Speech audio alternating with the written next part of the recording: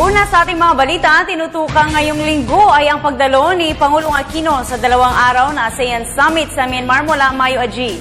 Kabilang sa mga isyong tinalakay sa nasabing pulong ay ang mga isyu hinggil sa seguridad, climate change at agawan sa teritoryo at pati na rin ang pagpapaunlad ng ugnayan ng mga bansa sa ASEAN. Balikan natin ang detalye ng balita niya mula sa aming kasamang si Elena Luna.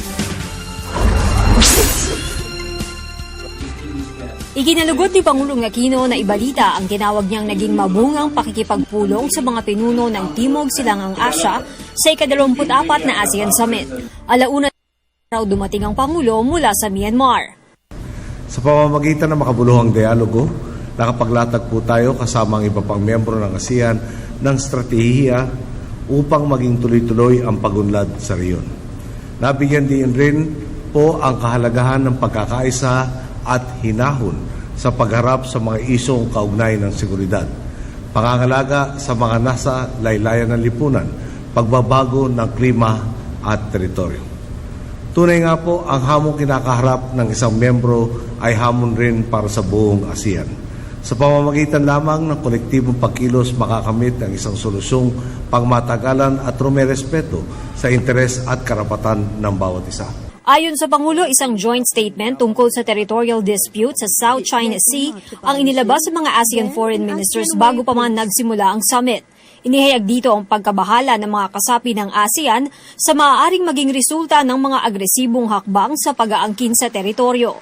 Kaya naman po, nagpapasalamat tayo sa ASEAN Chair, ang Pangulo at sa iba pang pinuno sa Timog Silangang Asya na sumuporta sa ating panawagan sa higit na pagrespeto at pagpapatupad sa mga nilatag na prinsipyo sa Declaration of Conduct of Parties in the South China Sea.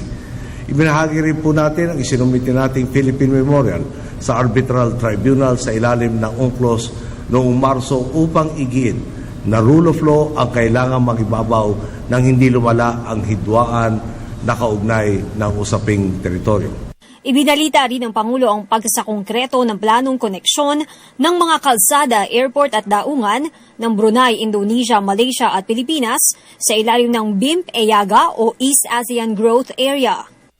Halimbawa po nito ang naitatag na direct flight sa pagitan ng Kota Kinabalu at Puerto Princesa at ang nabuong Memorandum of Agreement sa pagitan ng mga pribadong kumpanya sa paglikha ng Davao, Gensan, Tahuna, Bitong Shipping Service. Sa tulong po nito ay mapapadali at mapapabilis ang pamumuhunan, kalakalan at turismo sa region.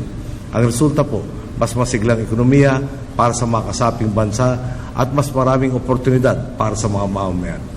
Sa naganap ding ASEAN Summit, sinabi ni Pangulong Aquino na paulit-ulit na nabanggit ang tagumpay sa pagbubuo ng Comprehensive Agreement on the Bangsamoro na nagawa sa tulong ng Malaysia, Indonesia at Brunei. Ayon sa Pangulo, napapanahon nito lalo pat maraming isinasaayos na usaping pangkapayapaan sa rehiyon.